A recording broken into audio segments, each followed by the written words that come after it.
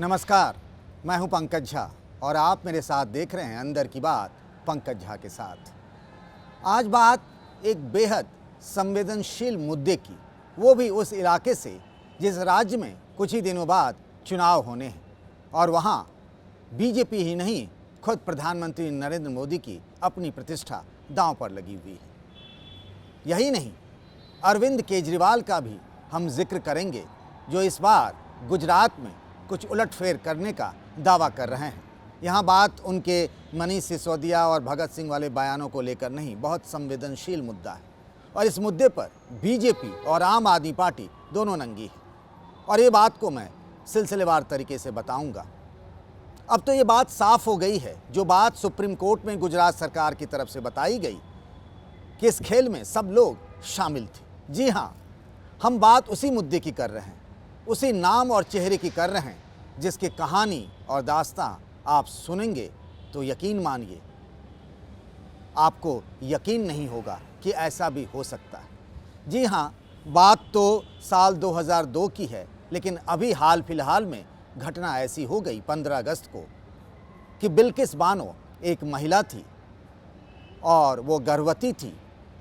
गुजरात दंगों के दौरान उसके साथ गैंगरेप हुआ, उसके सामने 3 साल की बेटी की हत्या कर दी गई। उस परिवार में 3 और महिलाओं के साथ गैंगरेप हुआ और 15 सदस्यों वाले इस परिवार में से 7 लोगों की दंगाइयों ने हत्या कर दी। इस मामले में सजा हुई, मामला मुंबई में चला और सिलसिलेवार तरीके से मैं बताता हूं कि 2008 को मुंबई के स्पेशल सीबीआई कोर्ट ने सभी 11 आरोपियों को दोषी ठहराते हुए उम्र कैद की सज़ा सुना दी। बाद में बॉम्बे हाई कोर्ट ने भी इस सज़ा को बरकरार रखा। अब हुआ ये कि इसी साल 15 अगस्त को सभी 11 जो दोषी थे उनको छोड़ दिया गया गुजरात में। सभी ने खुशी जाहिर की, प्रसन्नता जाहिर की। बीजेपी के एक विधायक ने तो मिठाइयाँ बांटी और वो वीडियो काफ़ी वायरल हुआ। सोचिए कि एक गर्भवती महिला के साथ गैंगरेप हुआ, उसकी हत्या हुई, उसके सामने ही उसकी बच्ची की हत्या हो गई और जब दोषी छूटे तो खुशियां मनाई गई, जश्न मनाया गया। और जब सवाल उठा, मामला सुप्रीम कोर्ट में पहुंचा, तो गुजरात सरकार ने जो हलफनामा दिया, जिसे एफिडेविट भी कहते हैं, उसमें गुजरात सरकार ने कहा कि इस मामले में तो इसी साल 11 जुलाई को केंद्र सरकार की चिट्ठी भी आई थी, जिसमें जो अपील की गई थी कि इन सभी दोषियों को छोड़ दिया जाए जेल से, उसमें केंद्र सरकार की भी मंजूरी थी। हालांकि सीबीआई ने इस बात का विरोध किया था। अब नियम तो इसमें 2 तरीके के हैं कि जो भी आरोपी है उसमें संविधान के अनुच्छेद 72 और 161 में राष्ट्रपति और राज्यपाल के पास कोर्ट से सजा पाए दोषियों की सजा कम करने, निलंबित करने और माफ़ करने का नियम है। और सीआरपीसी की धारा 433 ए में राज्य सरकार पर भी कुछ पाबंदियां लगाई गई हैं। फांसी या उम्र कैद की सजा पाए दोषी को तब तक रिहा नहीं किया जा सकता जब तक 14 साल की जेल की सज़ा न काट ले। तो ये जो 11 दोषी थे, ये 14 साल की सज़ा काट चुके थे, 15 साल से ज़्यादा हो चुका था और इन सब आरोपियों को, मतलब दोषियों को छोड़ दिया गया। अब गुजरात में चुनाव हैं, आम आदमी पार्टी कह रही हमारा मुकाबला बीजेपी से है। एक तरीके से बीजेपी भी मान रही है कि आम आदमी पार्टी भी कंटेस्ट में है, ये रणनीतिक तौर पर कहा जा रहा है। और इन दोनों पार्टियां जो हैं वो इस मुद्दे पर खामोश हैं।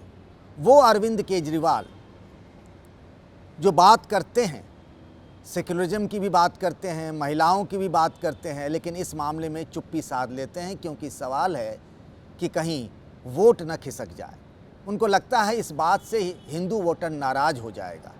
प्रधानमंत्री नरेंद्र मोदी की मैं बात करूं, इसी साल लाल किले की प्राचीर से 15 अगस्त को भाषण करते हुए उन्होंने कहा था कि हम बेटियों से कहेंगे कि बेटियों सबसे कहेंगे कि वो बेटियों का सम्मान करें।